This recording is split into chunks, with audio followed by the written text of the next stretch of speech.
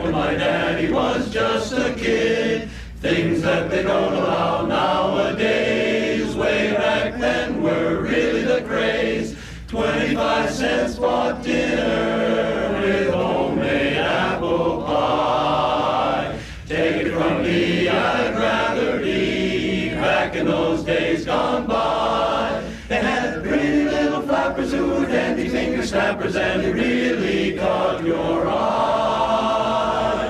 Doing the money hug and cutting the rug back in those days gone by. Guys would always park with the girlies in the dark, and the gals would never